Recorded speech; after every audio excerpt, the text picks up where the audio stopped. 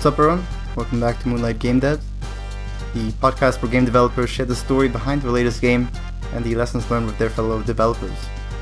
Today I had a chat with James Bernard, who's the founder of Springloaded Ltd, and he shared the origin story of his company, as well as the reason why his company that's been developing free-to-play games for many years is now taking a more premium approach, selling games for a fixed price on Steam, for example, and kind of the lessons learned from that. So I hope that you guys enjoy the episode and, find it educational. What's up, James? Welcome to the show.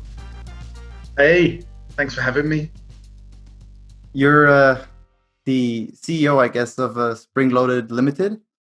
Is that a single man operation, or is that a bigger company? No, there are a few of us, but I mean, it sounds ridiculous, right? CEO, like I just want to make video games, and then I have like a little, because I live in Singapore, I have a little employment card, and it says CEO on it, and I'm just kind of confused whenever I look at that, because to me a CEO is like a proper businessman who like goes around and does business things and cares about banks and making money, and that kind of stuff couldn't be further from the truth, really. Which is why I'm making such stupid games like Ghost, really. Well, tell us a little bit about kind of that background. How did you get started in this industry and finding your company? I started off in the UK playing like punk rock music, and obviously punk rock doesn't pay the bills. So I tried to get a job doing something that might actually earn me a salary. And astoundingly, I managed to get a job in video games because that was like my love, really. A lot of the songs in my band were about video games. And so I got a job as a musician, and then I was doing design, and then I was doing 3D modeling, and then I was doing pixel art, and then I was a producer, and I did a bit of everything, really. It was really that I went to a tiny company in the UK, and if I'd just been a musician, I'd have lost my job like 5 minutes later because there was nothing for me to do. So I'd just run around the office trying to find anything I possibly could do for like work. And prior to that, I'd self-taught myself programming and really terrible art and everything. Mm-hmm. And so I kind of had a really low skill level in every discipline. So after making a bunch of like handheld games on Game Boy Advance and stuff, I moved into AAA, and I got a job as a producer on a PlayStation 3 game called War Devil. It was on the front cover of Edge magazine and things like that, and I thought, wow, this is a big deal. And one of the worst projects I've ever laid eyes on. I got fired from that job, which was fantastic. But the game never came out. And after that, I was hunting around trying to find something, and I ended up like getting a job, and then got a different job, and then I ended up working at LucasArts as a lead designer over here in Singapore. So I flew away and lived in a different country for what I thought would only be a few years, and here I am, like 12 or 13 years later, still here. So 8 years ago, I was just fed up with a lot of things in the kind of mainstream AAA industry. Just constantly having like really exciting ideas and wanting to do things that are a bit different, and always finding that those ideas, there's just no space for them. If you have an idea that cannot be mapped to an existing product, like, oh, it's a shooter, so it's like this, so it's going to sell that many units. There was no space for that idea. So I thought I can make it as an indie. And really, I thought that it was going to be 2 months, and then I'd be looking for a job at Ubisoft or something. And somehow, that 2 months of messing around and not taking life seriously has turned into 8 years of messing around and not taking life seriously. Totally unexpected. I didn't expect at all to still be doing this, but somehow I've got away with it. Tell us about that first, 2-month period you said there. What was the kind of experiments like, and how did that kind of evolve into something that you were able to use to sustain yourself independently? Uncle George, as we'd call him, Mr. George Lucas, he'd always overpay us. So I had far too much money in my bank. which certainly helped. So I didn't really care, and I made a Japanese learning game to teach you how to read Japanese, and I thought it was quite interesting, and I was making it for myself really, and then I released it, and a friend of mine sent it off to Eurogamer, and they featured it, and then Kotaku featured it, and I thought, wow, this is amazing. And I remember the day that it came out because I had a Windows phone back then, 8 years ago. Windows Phone was my choice. And I remember just walking around the streets, refreshing my Windows Phone, waiting for the iOS like sales listings to come in. Mm-hmm. And I was like, I didn't expect to sell much, but because I'd been on these two major websites, couldn't help being a bit excited, like, Yeah. maybe my life's about to change. And I think I made like $8 or something, So, my life did not change. And I think that series of like, after that, I made another game, and I'd go to the bar every week, like every Friday, I go to the bar back at LucasArts and drink with all my friends. And these a lot of these people are developers that are making really big games. Some people are Epic, some people are EA and stuff. And they play this second game I was making, and they go, "This game is gonna make you rich," And it was like they were vicariously living out their dreams of indie freedom through me. So the second game came out, and I think it did even worse than the first game. It also got featured on like some websites, Mm-hmm. and then I just sort of lost it. I became a bit despondent, the reality that you can't really make it, the magic of the big hit, But I think for me, going through that process of releasing those two games really quickly. So the first one took 6 weeks, and I wasn't really a programmer that much at that point. I just sort of figured it out. Mm-hmm. And the second one took 8 weeks. But I think going through that experience of just absolute failure, like, changes your perspective. I became a bit despondent, but I made like 2 more games after that took me like, one of them I tried to make in 24 hours. And I think I was coming to the realization, because I didn't like power on through them that quickly. I came to the realization that maybe it wasn't going to work, And what was I doing? Like, spending my time. I was doing some part-time teaching at DigiPen to make myself some money. And the realization hit me that either I'm going to carry on doing like part-time crappy work and making crappy games, and this is never going to be my life, or I should change and go back to get a real job. And then I was like, one more go. Mm-hmm. So I think like my 5th game or 6th game or something, I just stepped back and stopped thinking quite so much like a person who just wanted to make whatever. And I looked at the market a bit, and I looked at what kind of games were successful. And I thought, well, because I was making mobile games back then, and I kind of thought, well, RP is popular, and I have this idea for a game that I really like. And so I made a little prototype. And I think it almost sounds like really cold. As someone who makes indie games, I'm going to make something. I'm going to make something that people will like, and is going to be successful financially. You feel like a sellout. Yeah, I know what you mean. And so I didn't want to feel like a sellout, but I made a game that I still really liked, even though it fell into those genres, And so I took it out, and we got a publishing deal. So we signed up with Congregate, and they actually gave us an advance. For us, it was just me, Mm-hmm. They gave me an advance, and it was, I don't know. In the end, it was like, I can't remember, like $60,000 or $90,000 or something, which was great, Yeah. And I'm like, wow, this is like proper real. But at the same time, I thought, this will be like my one go, and at the end of it, I'll probably still have to go back and get a job, But they had that faith in me, and then I employed some people, and then we really went for it, and we made our Tiny Dice Dungeon game, and which is still really popular. People still really like that game. And it just, having someone like have that faith in you, like, makes you commit like 300%. When someone else has faith in you, you have more faith in yourself, and so you really push yourself to do better work. And I think for us, having a publisher was I learned so much because we could talk to them all the time Hmm. and learn things and like I don't know, I just learned so much having a publisher. Totally changed like my perspective.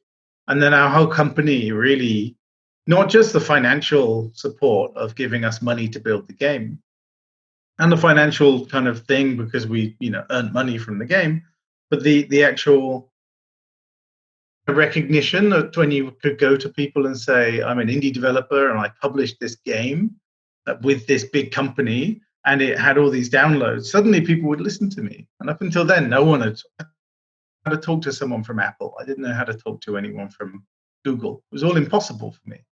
And Hmm. as soon as we that game, suddenly like the world changed. Well, And it's continued to change millions of times after that. But yeah, that was a huge moment for us. That's how we became a company, I guess.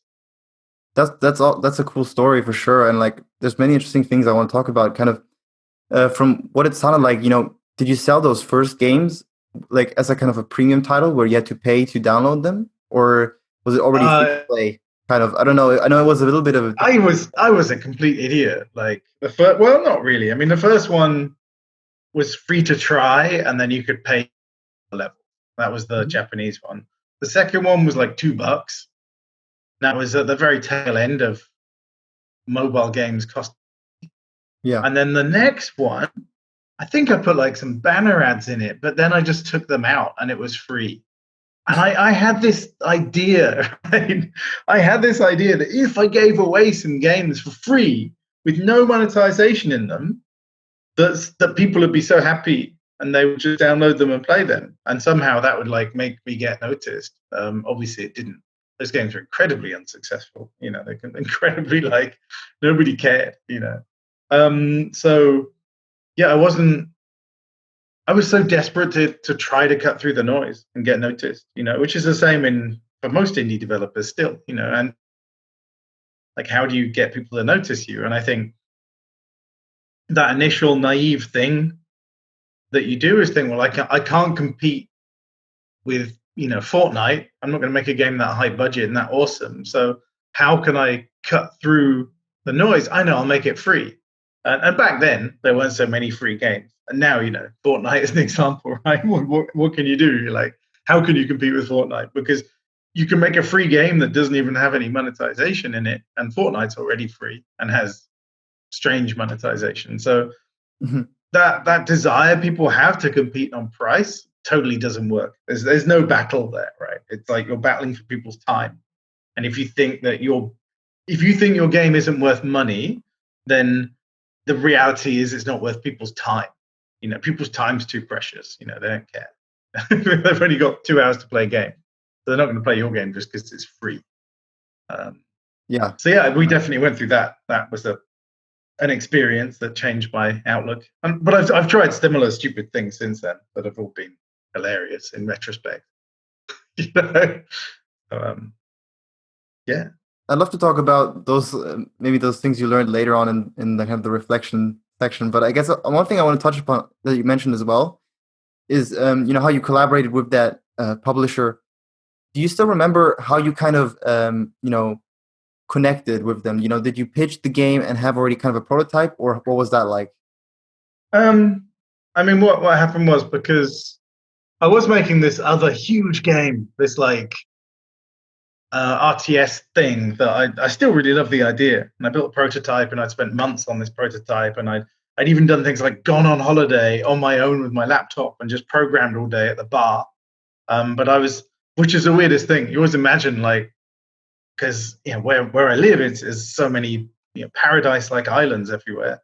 You always imagine coding on a beach is going to be a fantasy, and in the end, you just feel like a weirdo, and everyone's staring at you like, "Wow, what's that weird guy doing? He's here on his own, not talking to anyone. He's got his computer."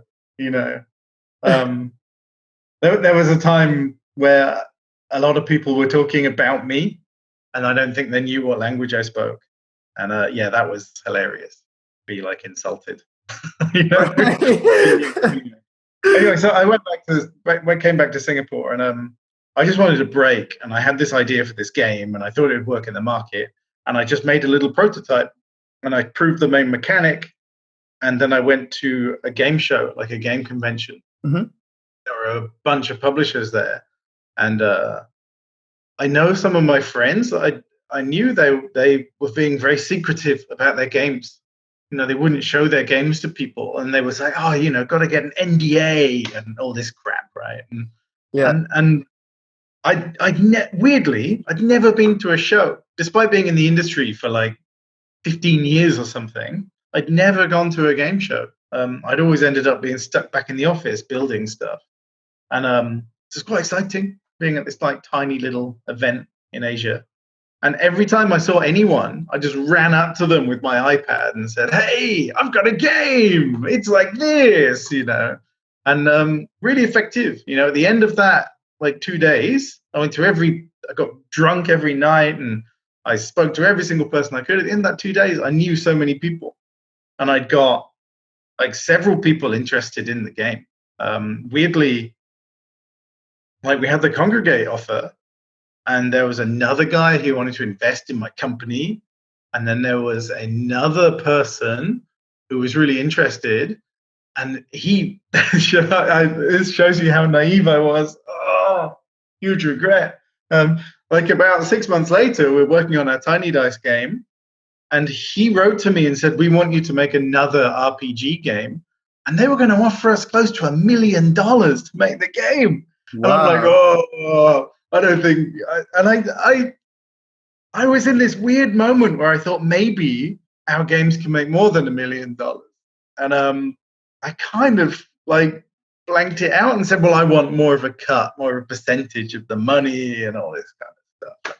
Yeah, it's stupid. I mean, Tiny Dice did do really, really well, but obviously we're splitting it with the publisher, so I didn't get $1 million in my bank account from Tiny Dice Dungeon, but Mm-hmm. it was our biggest. Yeah, I think it grossed somewhere around that. So it was our biggest hit ever. So I had, my arrogance wasn't completely unfounded, but it was, yeah, one of those moments I look back on and kind of regret. There's that moment where you sort of, it's just a moment in the industry where people were throwing money around, and I happened to be this person who was very confident, I guess, and constantly showing my stuff, and I didn't have that. A lot of people have a lot of fear about showing their things, and I didn't have that. That allowed me to connect with people really well. Yeah, so that was it. Just go for it. If ever you want to pitch anything, Yeah. shove it in everyone's face. I mean, that seems like from the people I've talked to, it seems like a decent idea, especially if you're in kind of in an impersonal situation, like unlike just cold emailing every investor out there. I think if you're actually at the actual event and pitching to them, that's going to be a lot more higher chance of success there as well. It's interesting that you. Yeah. I'm just going to add to that. Like some of those events, like we'd fly from. So the Singapore government would sometimes try to help. They don't do it anymore. They sometimes try to help Singapore companies like go outside of the country. So they'd like pay half your airfare to go to GDC. And we'd go to GDC, and every person, it sounds like I'm being terrible about people from here now, but there'd be like a group of every Singaporean game developer just sitting together all the time. And you'd be like, what the fuck? Like we should be not doing this. We should be talking to other people. If we want to drink, we can hang out when we go home. But this is not for this, right? We're here to like meet people, and you want to expand your circle. And I think that's just that natural. Yeah, most people who make games are introverts, and you just want to sit, not deal with it, right? Mhm. So trying to break that kind of natural introversion. I mean, I'm weird because I'm not. I sort of somewhere between the two. I can be an extrovert, but sometimes it's like putting on a mask and becoming someone else. I remember doing that conference, and that was like that. Like I was sort of pretending I was like a salesman. I was like imagining myself as one of those like really slimy, like, horrible people from a used car sales lot, just running up to people and go, "Hey, here's my game," and it was like very ridiculous. So I think you have to force yourself into a different mindset, and that worked for me anyway. Pretending I wasn't me. Oh, that's interesting. Interesting advice for sure. I also want to talk about like that kind of you saying you kind of regret taking the investment there of in your company. Um, would you say that in the end you'd prefer not to have gone indie and taking that investment and giving up equity of your company, or No, that investment it wasn't investment. It was just one game. They just wanted us to build one game. Oh, okay. So I was even more stupid, like I wouldn't take investment really. I think investment's really risky.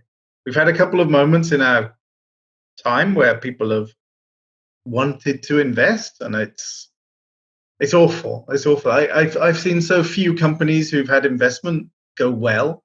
Like it's just not a good idea. If you can possibly survive without investment, then just survive. Whatever it takes. If you can get investment into a game, like one game, that's okay, because then you can walk away from the person afterwards, or you don't have to deal with it. But most, like a friend of mine, he had a company, and I saw him. There's a big news story. He's got an investment, and it's really cool, and he's got like $1 million or $5 million or something. And I saw him, and I was like, "Wow, man!" And the truth was, he hadn't got that much money. A lot of it was in shares and things that he wasn't going to get. And about a month after they'd been acquired, he just said, "Oh, I didn't realize it was going to be this quick." And yeah, they told him to fire everyone in his company. His company was basically a shell. They were just buying a shell. They just wanted to have more company names on their like list of companies so that they could do a better IPO.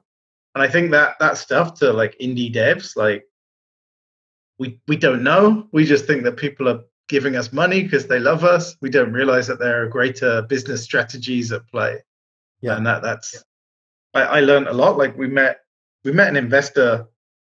The first one I really spoke to seriously, she wanted to give us some money, and then the objective was that she would raise the value of our company and then sell more shares. And realistically, we were going to get X number of $1 million by 2 years' time. And I said to her, "But what about the products? What about the games?" And I realized that there's a whole scheme in investment of people buying low and then kind of pushing up the value of a company, getting people to buy in shares, and basically they run off because they keep on making money. And everyone's making money until basically the last few people get left with a bunch of shitty stock on their hands. And then your company has this ridiculous expectation where it's like, well, your company now is apparently worth $10 million, but what games have you made that are making that money? And you're like, none. And then suddenly there's incredible pressure. And then all you're left with as a choice is to close down. And a bunch of people have made money in this thing, but just not you. You just had to close your company. So, yeah, I never thought when I started making, mobile games about learning Japanese that I would have to face this kind of thing in my life. Never wanted to. Yeah. Oh, it's very interesting. Also really good to have that kind of perspective from someone who's been kind of like in these discussions as well. Especially kind of like, I think like in kind of the after 2010 kind of free to play boom, there was a lot of investment, money and investors looking to, I think, invest in some mobile games companies just because it was such a growing space with free to play, and the potential being visible, like how much money you can make. Yeah. I want to talk a little bit about, the game that, I got some attention that I was made aware of you through, which is, Decks and Dungeons. So, yeah, I played it as well on mobile, and now I know that you guys are coming out with a Steam release. Is that right? We are, yes. So I want to talk a little bit about what I find kind of interesting is like moving a free to play mobile game to Steam, because there is some changes in the kind of possibilities of monetization and just kind of the expectations, I think, of players is very different as well. So, did you get a chance to play the Steam demo that we released? Did you get a chance to play that? No, I've not.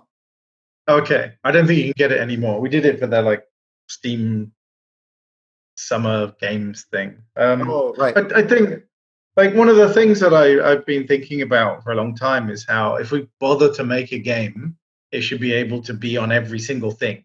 There's no reason, like we put all that effort into designing a game. So why can't we design it for every single platform?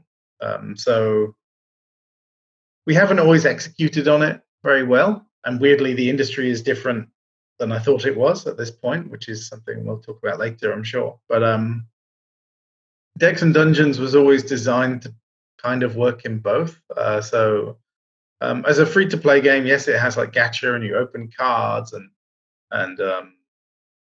there's online things and daily check-ins and all that kind of stuff. But we built enough content and we built mechanics that we think are really solid. So we see those, like initially when I was playing it a lot without any of the free-to-play mechanics in. I was really enjoying the game.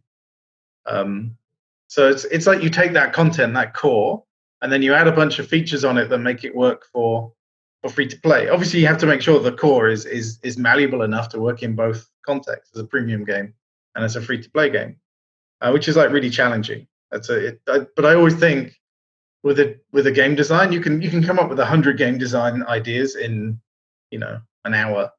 So it's okay to throw them away if one doesn't work for your kind of. See, again, I sound like a CEO now. If it doesn't work for your business objective, then you pick a different one. The CEO, yeah. So my business objective was that I wanted to make things on consoles and mobile and everything, because the industry is so crazy hard. I don't know if I'm going to make money on any of these platforms. So I need a chance to like throw it again at another platform. And so Decks and Dungeons Apple featured it really heavily and they really loved the game. And I think it's about to be in all the Apple stores around the world on like phones. You walk into the shop and you pick up a phone and you kind of scroll through the default installed apps and it's, the game is going to be on there, apparently. Wow. That's awesome. So, yeah, it is. It's super great, and they did really love the game, but it still hasn't made back its money. There's a weird place in mobile where free-to-play kind of RPGs are getting tougher and tougher. I mean, it's not that it's about money, but you got to make money to survive, right? Carry on making the games you love. So, with regards to the mechanics, we had a lot of ideas for making mechanics more complicated, like the monsters move, you control your character and the monsters, or there's more powers and like buffs and things like that. So those things are really exciting for the systems of the game, but we removed a lot of them for mobile. Things like when you can build your own dungeon in mobile, but I thought about making a dungeon editor, but then I just made a randomizer because it doesn't suit the platform that you're going to go around moving little tiles and building walls and stuff like that. So a lot of the time we took the same ideas and the same concepts, and then we thought about like how we can make them more accessible. So in my mind, like the game makes sense as a larger kind of roguelike. So moving to console and Steam, we took the world and we blew everything up to be 10 times the size, and we take you in a tower and you climb up 5 floors, and we built boss battles and we built, so inside the mobile one, you meet an accountant and she gives you a challenge. You meet her like every 5 games or something once you get a certain distance in the game. And she'll say something like, if you want to get double money, take this challenge. And it's like all the monsters have double health or something like that. So that was the kind of first like modifier that we put in the game, and then we have a bunch more that are on PC that will probably never go to mobile. I don't know.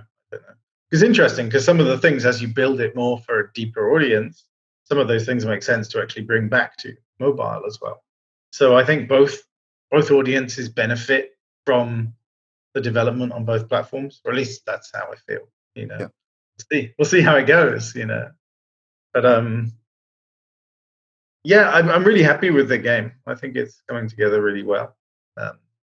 Yeah, I played it and I thought it was great, especially the kind of mechanics there, the combat of combining kind of turn-based RPG elements with the really popular kind of deck building. It's a very well-made game, very very good at mechanics in my opinion. So I think it will work well on PC. Definitely, which is also why I thought it was really interesting that you're porting it. Are you going to, like you said, it was going to be a premium title, right? Yeah. Is the aim still to make some money with I guess they're not called IAPs on Steam. I don't know, like in-game purchases. No, we just want to be a fully premium, you know, All right. however much we pay for it, $15 or $10 or whatever. We Mm-hmm. want it to be, yeah, just that, just that. There's nothing you can buy in the game other than just play the game. I don't think we'll do any DLC. I mean, even in the mobile one, there's still a bunch of content that we haven't unlocked yet. We've got 5 towers, and we've only unlocked 3 of the towers. So we take things like the shop that you go to in the mobile one, where you can infinitely spend. So you can just spend real money and get the best cards. So on the PC version, we change that to the kind of more traditional. There's a shop inside the tower, inside the battle. So you have to fight all the way to the place where the shop is, and then you've got to have enough money to buy the cards in the shop. And again, it's random cards, right? But if you die, then you lose everything that you spent anyway, so you won't get those cards. So you've got to kind of strategically. You can find the shop, unlock it, and then you can find and not go in. You can find it, go in, look at it, but not spend any money. Go out, then find there's like a save point. There's basically like a portal on every floor that will basically teleport all your data back to your house and keep it. So once you kind of found those 2 things, you go and spend your money, you buy the card pack, then you go to the teleporter and you teleport your stuff back to safety. It builds a really interesting like kind of tension, because if you don't do that, then and you spend your money, you're like, I don't want to die, because if I die, I'm going to lose the things I got on this run, and it's all a big waste of time. So we really wanted to build that tension back into the game. Yeah, I think like the important thing for me in the title is that you always have something to lose. I think on mobile, the main thing you have to lose is your time, because it's you played the level and you die and you didn't get anything and you lose time, and that's really depressing. Obviously, the same could be said of PC, but it's you do actually have like a tangible level of all the things you've like collected and all the things you've found. So you've got this mounting pressure of excitement of like, I just caught these 3 monsters and I've got these 5 cards and I found this amount of gold. If I die now, I'm going to lose it all. That makes the better you're doing, the more pressure it puts on you to play well. So that's really important to me. A lot of games, I mean, hopefully that comes across, but a lot of games don't necessarily catch that. Whether we caught it or not, I don't know. I hope so. And the other thing we can do with the game, that obviously in mobile, you've got this sort of weird thing where the more money you spend, right, the better you can be. And so the rarity of the amazing weapons either means that you just play for a very, very long time, so you get those amazing weapons without spending money, or you spend a lot of money. But there's a broken thing inside mobile games, in that at the beginning we give you a card draw, and you could in theory get a really amazing card, which is the excitement of gacha, right? You never know, you could get something amazing. Yep. But if you get a really amazing card at the beginning of the game, then you're really strong, aren't you? And it kind of messes up the game a bit, So in the Steam version, we can be more selective. So depending on how far into the game you are, there'll be different like packs of cards that you can get. So you won't be able to get the really powerful cards until you get really far in the game, and that allows us to make the game feel a lot better. I think on mobile you get a lot of people saying, "Oh, the balance is off," and things like that. But it's simply because it's so hard to balance a mobile game where people can buy things. A lot of the time you end up doing like either the weapons themselves become useless very quickly because there's such a power crawl. People are just doubling energy, doubling damage of the enemies and stuff. Or well, actually, that's usually the other one. Is like they level up the enemies to match you, so then it feels like useless, and a bunch of other things as well. But ultimately, with mobile games, I think a lot of the time people are saying it's pay to win, and while some games say they're not pay to win, the reality is that they nearly all have some pay to win elements in, right? And that's always very hard to design for, because you don't want to put pay to win in. But if the things that people are going to buy are not appealing, then kind of screwed, right? you know. Yeah. And then people will always say, but there's examples of cosmetics in mobile games. And those examples are so few and far between, and those games are so huge. They're on a completely different scale to like a normal indie game. Yeah. So that's why they can survive, you know. Yeah, I think that's important to consider. Like, I think it's hard for indie studios nowadays to kind of break through in the free-to-play scene because you are kind of competing on the same pricing as those massive companies that did, take the $10 million check from some investor or something like that to make I don't know, a new Raid Shadow Legends or whatever, a game Shadow that's making a Legends. lot of money through questionable practices. But it's like yeah, it's hard to compete on that angle as well. And like you said, it's very hard to kind of get that monetization right. I think one of the things that kind of the new developments is like the rewarded ad, which I think is some way to get players to monetize players, but it's not too intrusive. It's kind of optional, and still most games that kind of do monetize that rewarded ads still do a lot of IAPs, and like you said, the IAPs need to be appealing. They need to give the players a advantage, especially in this Yeah, scene. and in reality, Yeah, very few people buy things, yeah, very, very few, so you've got to make sure that people um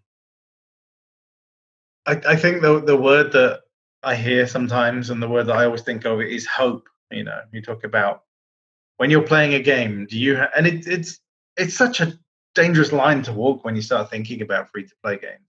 Because hope, if the player doesn't believe that they can get the best things in the game, or if they try for too long and they don't feel any progress, then they lose hope and they don't want to play your game anymore. So it's like you're as a designer, if you're trying to make the most money, then you're dealing in hope, and you're breaking down the steps of their possibility to, you're breaking down their progress into such small chunks that they can always feel some element of progress towards the ultimate goal of becoming very, very strong. Mhm. Um, and I think that our game has things in common with XCOM and Pokemon and all kinds of things that I really love. So I think our core loop is fun. But the interesting thing in mobile space is that a lot of people didn't like the game, because you've actually got to play. That's Yeah. I noticed that. boring. You want to Hard. mash a screen, and so we're facing that, and that's really hard. And then you start thinking about what those games are, the ones where you just mash a screen, and that is just giving people a sense of progress without giving them any gameplay. So you're giving Yeah. them like if you finish, you're going to get one more point towards being able to, when you've got 100 points, you can buy this shield, and then you won't take damage from this thing. And then as soon as you get the shield, then you don't need it anymore anyway, right? I mean, that's the design. You get to feel good for like 3 goes, and then yay! And then they come up with some power to make the shield useless, and then they give you the next thing to aim for, right? Yeah. So it's sad. I mean, I think that free to play is a wonderful thing. And if I go back to when we did things like Tiny Dice, like millions of people played the game, and the Last Vikings, millions of people played the game, and it was really like amazing for us to feel that we were giving that many people, fun and entertainment. So mobile comes from a place where it's like games for everyone. Everyone can play these games, and it's fantastic. And there are so many people playing these games that actually you can survive without being an asshole. Yeah. But the market has changed so much that it's very difficult to survive now without being an asshole, because the Raid Shadow Legends of this world are being such, I imagine that game, because the amount they spend on advertising, I imagine their average revenue per user, like every person who plays the game, is probably like $7 or something, which Yeah. means that some of the people playing that game are spending thousands and thousands of dollars. And then when you're designing something where you're trying to make people part with thousands and thousands of dollars, it's like everything's just weird at that point. It's and the thing is that they're making that much money and they've designed something so messed up, right? So basically mind sucking and addictive, that they're making all this money and they can use that money to advertise to people and take away the people that might play our game. Um, Yeah. We have there's a massive bell curve where we used to get lots of players, and now we get a lot less players. And all those players are getting siphoned into even though there's like a zillion people that have a phone, you know, a small percentage of them are playing indie games, and the majority of them are playing the giant shadow legends of this world, you know. I guess that leads me to my next question, or kind of speaking about your next game. There you have it in the background. Is it called Ghost? Ghost. Ghost. Okay. Which stands for Grid of Ridiculous Sudden Death. Oh, okay. Yeah. Is that also? I know that most of your games are mobile free to play. Is that also free to play mobile, or is it a different approach this time? It's I mean, to give you some kind of understanding of where we are, like this game is a premium game, and it's only coming to consoles and Steam. Right. Okay. So what happened this year, over the last year, we made a game called Prison Planet, which is free to play, and then we made Tiny Decks and Dungeons, which is free to play, and both of them, for the first time ever, both of them didn't make profit for us. And we just seen a shift in the industry over that year. So it's like I haven't given up on mobile. I still love it. I still want to go back and make things that everyone can play. I just need to reassess the business and step away from it and understand where it's going. Because right now it's like you've got your huge game, your massive RPG or whatever, with which when you said 10 million, I think 10 million isn't even scratching the surface of the kind of budget of these games. I think it's 400, 500 million, right? That's going into, and most of it's going into marketing and brand awareness and understanding the success of the game before it's even made, And then you've got the hyper casual games that are equally messed up. That's like so with hyper casual, the model is that you make an advert before you make a game. You put the advert on Facebook and you see if people click on it, and if they click on it, that means that it's going to work. And then you have to make sure that the amount of clicks make it profitable, and it's ridiculous. So if you're going to make money or lose money before you've really got anywhere with the game. So I don't know where that's all going to go. Like if mobile carries on in that direction, it's just going to collapse, I think. Certainly for people, there's nothing there for me. I think that's what I'm getting at. Me as a player, there's less and less things in mobile for me. And when I started, I thought mobile was easier than console, even though I came from console, because mobile seemed to have a lower barrier of entry. The game's free, so people don't necessarily have to pay on your phone, so the graphics don't have to be as amazing as your console game, and you don't have to get through Nintendo, and it's so easy. But just spend your $100 and you're a developer straight away. And I actually think now our mobile stuff is so complicated. We have friends lists, and we have online leaderboards, and all this anti-cheat stuff, and then we have in-app purchases and promotions, and so many things going on in there, and analytics tracking. It's so much more complicated than console games now, right? And I'm like, we should make console games again. It's just really fun, and it's what I most want to do in many ways, because I don't want to deal with all that other stuff. So but that's sort of why we're moving more into premium games, I guess. We'll see how it goes. Maybe we'll be back in mobile again. But I think it's interesting because we know both sides, and I think if I think about the future, the very, very near future, I think we're going to see a convergence of the two things: the kind of mobile, how every day there's something new to do, and how it's all about community. Because mobile games are so much about friends and experiences, and there's a raid today, and this is going to happen, and that's going to happen. So you feel connected to the game, and you feel like it's as much a social space as an actual game. And console games don't traditionally feel like that, right? But I think that we're going to see more and more console games that are moving into that place where it's like a social experience, and you don't just go there to play the game, you go there to hang out. And I think, obviously, there's things like Fortnite that demonstrate this to be the case, but with subscription services becoming so prevalent, like Game Pass and stuff, I can see that being like a huge new thing. Because like if I want to make money on a subscription service, and I don't want to talk about money, it sounds awful, but it's just understanding the business, right? It's just understanding where games are going, because that's ultimately someone else is thinking about it in a huge company, and they're going to do it. So you should at least be aware of what's happening and think about it. So you're gonna, if people play your game for 100 years, like Minecraft, play it forever, then that's great for you on a subscription service. If they play your game and it's over in two hours and they never go back to it, that's very bad, right? Because you're going to get paid based on how much people play your game. It's like if you're Rihanna and people listen to your song 1,000 times on iTunes or Apple Music, you're going to get paid more than my band.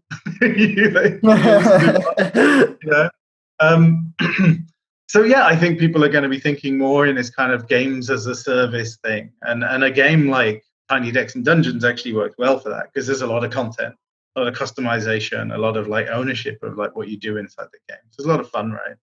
I personally love those kind of experiences as well. The things that I really want to make are, get rid of everything that's free to play and predatory and all that kind of thing, and build just really fun places to hang out. Yeah. So if I was to build the ultimate version of Tiny Decks and Dungeons, which one day we might, it would be more about like procedurally generated dungeons where you get to kind of build the dungeon as you play it. So it's recreating the experience of like playing D&D. Like there's a dungeon master and there's, people playing through that dungeon at the same time. So it's kind of amorphous, and the thing will change. You don't know what you're going to get into. It's that same experience as like going to your friend's house and getting out a board game. It just being different. Not Monopoly, but like board games, kind of procedurally, you stick everything together and you don't know where it's going to go, and it's always refreshing. So I think if we can make things like that in the future, I think it'd be a lot of fun, to play. No, it's very interesting, because I see it the same way, like the service model being kind of more prevalent. Also, we're seeing it in a lot of kind of console games. Like Steam is open up free to play just open up free to play, I guess. And there's a lot of games coming on now, which were traditionally only mobile, or they're like free to play PC adaptations of mobile games. I saw like a Clash Royale clone on Steam as well. Wow. Okay. Yeah. So that's definitely coming. But what I find interesting, like kind of for, the sort of indie experiences, I agree with you that like if we had subscription models in sort of the gaming space that reward you on how long your game is being played, that would be really disadvantageous also in like the diversity of games that exist. But if they took like the Netflix approach, the like Netflix, for example, pay whoever's making the movie or whatever and advance the budget, I could imagine that being something for narrative games or whatever to exist. But but I think I agree with you, but I think that those platforms like Netflix and Apple Arcade, if you read the article from those guys, it's the same. They said that they need things, and I think there's been things written about Xbox Game Pass that say the same thing. They need games that bring people back. Yeah. And that's a very polite way of saying we need a long form experience that's addictive. So when people get to the end of their trial, because what will happen is someone will sign up for a game for trial of Apple Arcade because they want to play the Lego game or something, right? And then it gets to the end of the trial, and then they don't want to spend their $5, so they walk away. What all these platforms want is a game that at the end of the trial, it's like an MMORPG is exactly that, right? If you look at that model, it's like, you play Final Fantasy 14 and you play it for a month for free. And then at the end, you're so invested in the experience that, oh my God, I'm actually going to spend the money and subscribe. I never expected to do that. I was just playing it for free. And so, that's ultimately what they all want. And I think that there's always going to be space for a story game and a pixel art game and a whatever game. And that will just be enough to round out the catalog, because they needed to come across that way. But there will be these like core experiences. Minecraft is obviously a great example of that kind of thing. It will just keep people engaged forever. Some sort of GTA online infinity game, would be like that, and these aren't like bad games. I think it's really interesting because you talked about Steam and the free-to-play stuff all appearing on Steam. I mean, you roll back, we released a clicker game on Steam years ago, and we did it for free. And back then, people were like, "Oh, you can't release that on Steam. No one's going to think good things about that." And our game was like the 20th downloaded of that year. It's some ridiculous thing. It just got loads of downloads, And weirdly, the money we made wasn't much different from the money we made on mobile. And I thought at that point, oh, this is changing. Even though the reviews are saying, "Get off my platform with your free-to-play mobile rubbish," it's like it was clear that the numbers weren't reflecting the reviews. Yeah. And so I think that yes, that is what's happened on Steam, but I think it's going to end really soon because once you can spend your $8 a month on Game Pass or whatever, or whatever the next thing is, or Steam subscription or whatever it'll be, I'm sure that surely that's coming at some point. Why would you play a game with all these free-to-play trappings? Why would you do that? Obviously people will play Warface for a very, very long time, but eventually there'll be another Warface that doesn't have all the in-app purchases in, and slowly people will move over to that. And that Warface will be paid for by the subscription. Because I'm sure Microsoft want their own Warframe. God, I sound like someone who doesn't know anything about games. Warface, no Warframe. I never played Warframe. I played it a little bit, but yeah, it's a good game. Warface. That's like something my dad would say. I've been liking that Mind Builder game. I'm properly ashamed now. Properly ashamed. Thanks so much for sharing all the just kind of your experiences and all that information. I think it's really interesting to kind of see the perspective of like indie development in the sort of mobile free-to-play space. Like you shared a lot of knowledge there and interesting, just insights in general. So yeah, it's probably a bit bleak. I don't mean it to be like bleak. I'm quite positive. It's good to be. I love making games, and it's the most fun thing in the world. And I think all the games that we get to make are always really expressive and creative and interesting. But I just end up thinking about the business bit more than I ever wanted to, because without it, I can't carry on doing it, and I hate it. I hate it. So I think I always have to try and understand that shitty side of things so that I can make sure that I can survive in that. It's like know your enemy. Once you know more about how you think about the business a bit like a business, even though you don't want to, at least you've got a chance of surviving in it. Because ultimately, every time we think about making a game, we think about what's the most creative and fun thing we want to make. Decks and Dungeons didn't come from this fits properly in the industry. It comes from I really want to make a turn-based like strategy game, which is all these things combined that I love, like XCOM and Pokemon, and Ghost. It just happened that Tiny Decks and Dungeons made sense, right? Whereas Ghost, the game that we're releasing in 2 days, I think 2 days on my console. Yeah, so it came from no idea of making money whatsoever. It was just completely like, I'll just go back to like being a stupid indie developer and just wanting to make a game. I'm just gonna make a great game, And I'm really curious, like, because in the company we like the game, we love it, and I'm wondering whether or not maybe I'm so jaded that I don't think if you just make a game because you love it, it can be successful. So I'm really hopeful that the game does really well, and my whole opinion about like what you can and can't make will change. And I think a lot of the time that everyone who has an opinion, every developer will tell you that they think they know what's happening. Like I'm sure a lot of the things I've said today are like, I know the games industry and this is how it is. It's just because that's their experience, right? Like everyone who's really successful, or 90% of people who are really successful, will tell you how to be successful too, if you do just what they did. And it's not at all true, right? That's just what happened, right? So like my story about what I think about mobile, and it's just my story, but it's not necessarily reality. So hopefully Ghost will smash my reality into a million pieces, and I realize I can do what I want and not care anymore.